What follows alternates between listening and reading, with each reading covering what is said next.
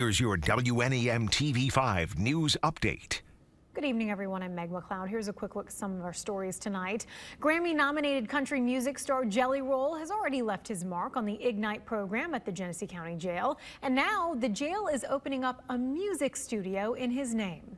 The Jelly Roll Jailhouse Music Studio coming summer of 2024. Jelly Roll wrote that on the doorframe of the 5th floor. Last year, Sheriff Chris Swanson reached out to Jelly Roll about the jail's Ignite program, which allows inmates the chance to get their GED and learn other life skills in the hopes of keeping people from returning to jail. Jelly Roll, who's also served time, was inspired by the program and came out to the county jail in December to hand out diplomas and play a live show. Now, Sheriff Swanson is announcing a new music program at the jail.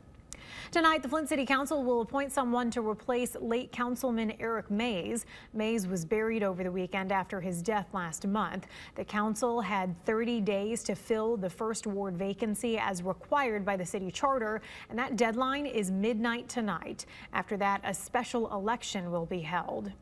If you've recently applied for state programs like food assistance or emergency relief, there's a new way to check the progress of your application. Michigan's Department of Health and Human Services launched a new tracker app aiming to allow people to follow the progress of their application rather than waiting for a letter or calling the office. The new tracker is available on the My Bridges website starting today. And now here's Chris with your first alert forecast. Meg, we're expecting temperatures to stay mostly in the 40s tonight as clouds move in. We'll be dry most of the night before eventually rain returns. And after the morning round of rain, we'll go through a bit of a dry period, which should bring temperatures back into the 50s.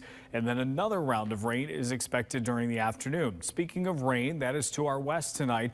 However, any areas of showers that are showing up on radar over us are not expected to reach the ground as we make it through this evening. The heavier showers to our west will eventually arrive by the morning hours, but until that time, we expect the atmosphere to be just too dry to see any of those showers reach the ground. Now, we do have a marginal risk for severe weather tomorrow, with the main threat being damaging wind gusts. However, we don't rule out completely a brief spin up as that line of storms gets set to move through. We think that's a lower threat than it was previously with our last event, but still something we don't feel we can completely take off the table.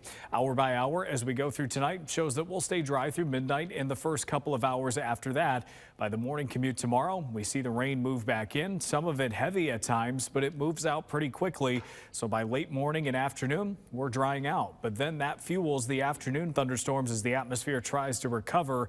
A few storms develop to our west and then eventually move off to the east as we go through the night. As they do move east, they will have a chance to weaken a little bit as we start losing the heat of the day. But still, we expect at least a wind threat with some of those storms as they come through. And even in the absence of any storms, it will be a gusty day tomorrow. Gusts between 30 and 40 miles per hour look common. But once we get past Tuesday, things will quiet down for Wednesday. Thursday and Friday also look great. And then over the weekend, Easter appears to be a dry day with upper 40s. Remember to tune into WNEM TV5 on air and online 24/7 for the latest news, weather, and information.